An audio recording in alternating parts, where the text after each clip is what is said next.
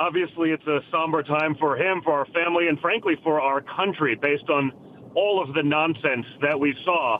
I spoke with him last night, obviously, right after the verdict. It's somber, but his resolve is so strong to keep fighting to prevent these kind of political persecutions from happening in our country that he's just going to keep going. He's, really, truly one of the toughest people I've ever seen. He understood when he got into this back in 2015 what this was going to be all about. That was when he looked me in the eyes going down the elevator before sort of the, let's call it, infamous escalator ride, and he said, now we find out who our real friends are.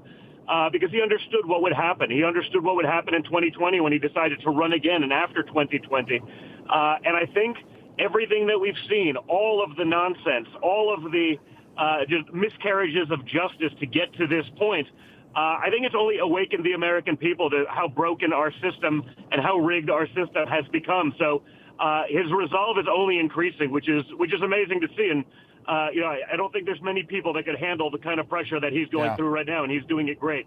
Don, it's Rob Finnerty. It's nice to have you joining us by phone, and I agree with you. I think that the Democrats have overplayed their hand here.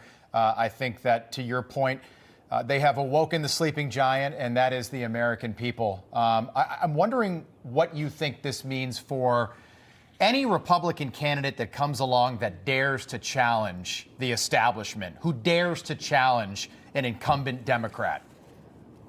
Well, I think that's the point. I mean, the Democrats have been playing this game like this for decades, right? They're playing fast pitch hardball. We've been playing T-ball on the conservative side. So until we start playing the same game, until we start going after them the way they go after us, it's not going to work. The silence from so many powerful Republicans yesterday, knowing just how much garbage is in all of this, understanding just how rigged it was. We're not allowed to call witnesses. We can't have election experts. We can't talk about the other plea deals or why they got to work. You're not allowed to say anything.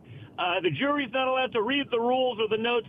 It's absolutely disgraceful. I could go through a list of 65 things that I saw, from sitting in that courtroom that are just absolutely breaks of the norm.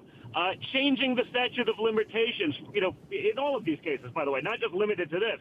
Right. You change the statute of limitations of state law for 1 year so that you can go after one individual. And then, magically after the end of the year, it reverts back. We saw that with the Attorney General. I mean, these kinds of things are amazing. And the amount of feckless and weak Republicans that sat there quietly, some of them were bullied into finally putting out a statement, 6 hours later.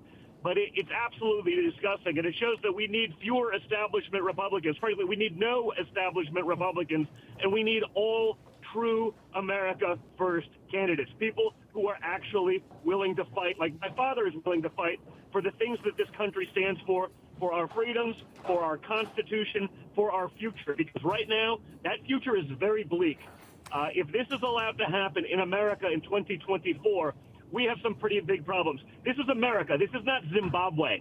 And that's the way we look right now, not only to ourselves, but to the rest of the world.